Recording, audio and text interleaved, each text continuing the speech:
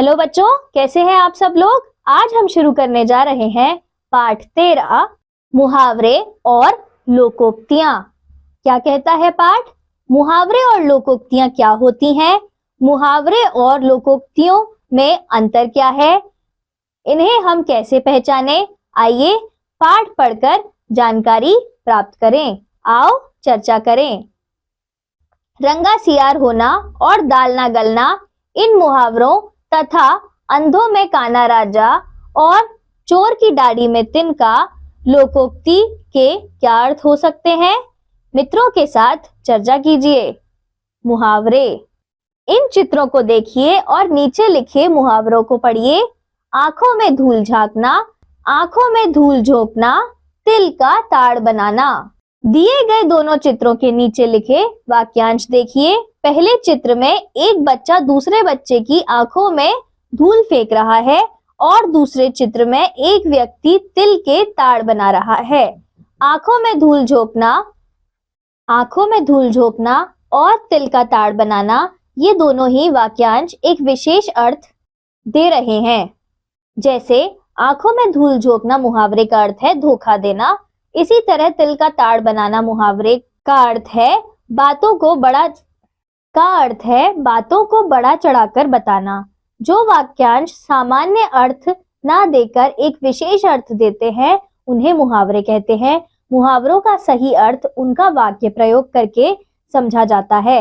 मुहावरों के प्रयोग से भाषा ज्यादा प्रभावशाली हो जाती है। मुहावरे, जो वाक्यांश अपने सामान्य अर्थ ना देकर एक विशेष अर्थ देते हैं उन्हें मुहावरे कहते हैं। जैसे चार चांद लगाना, सम्मान बढ़ाना। हॉकी टूर्नामेंट जीतकर भारतीय महिला हॉकी टीम ने भारत की शोभा में चार चांद लगा दिए।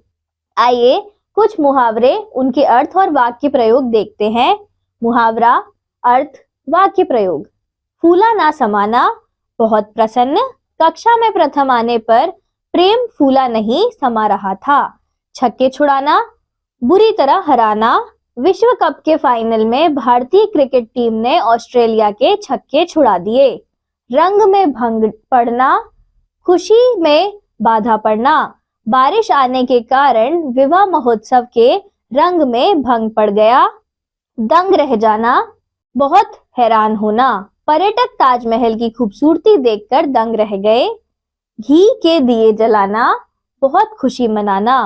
यूपीएससी में उत्तीर्ण होने पर मैंने घी के दिए जलाए। कान भरना, चुगली करना। अनु को कान भरने की बुरी आदत है। आसमान सिर पे उठाना, बहुत शोर करना। घर के बड़ों के जाने पर बच्चों ने आसमान सिर पर उठा लिया।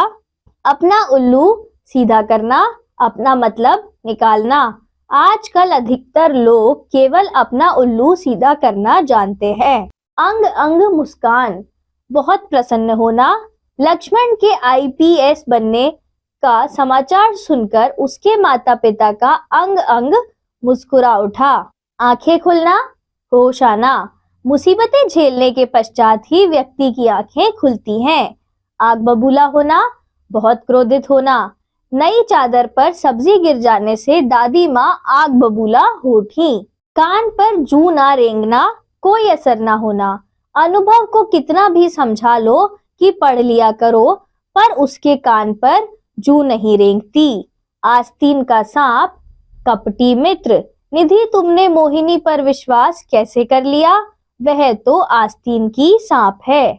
आकाश पाताल का अंतर, बहुत अधिक अंतर।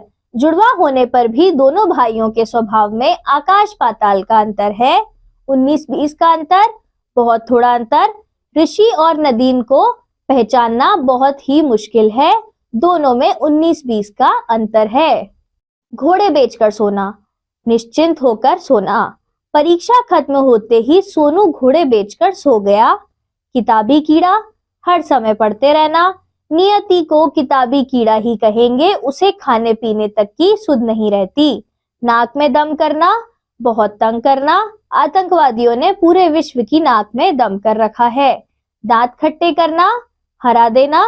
श्रीलंकाई टीम के दांत खट्टे कर भारतीय फुटबॉल टीम कल स्वदेश लौट आई है।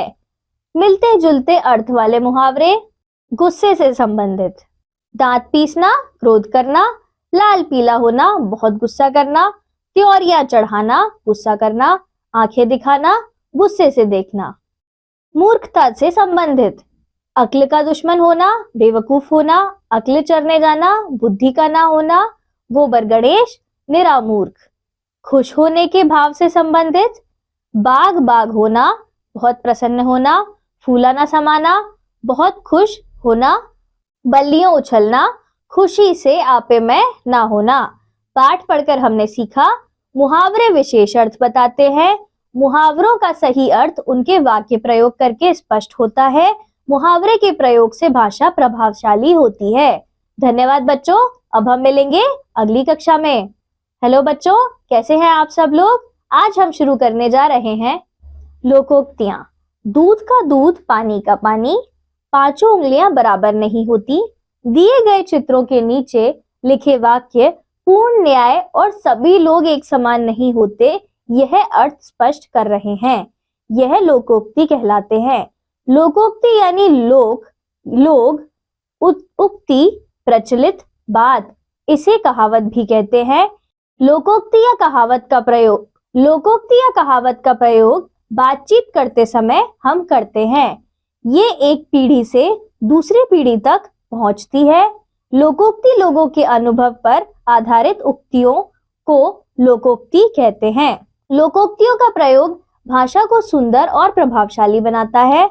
लोकोक्तियां और उनके अर्थ, 1 और 1 11, एकता होना, अंधा क्या चाहे 2 आंखें, मनचाही वस्तु मिल जाना, खोदा पहाड़ निकली चुईया, प्रयत्न अधिक लाभ कम, हाथ कंगन को आरसी क्या, सच्चाई को सबूत की जरूरत नहीं होती, एक मछली सारे तालाब को गंदा करती है, एक बुरे व्यक्ति के कारण सारा समाज बदनाम हो जाता है, नाच न जाने आंगन टेढ़ा, खुद काम न आने पर दूसरों को दोष देना, डूबते को तिनके का सहारा, मुसीबत में थोड़ी सी सहायता भी कल्याण देती है, आम के आम गुठलियों के दाम, दोहरा लाभ होना।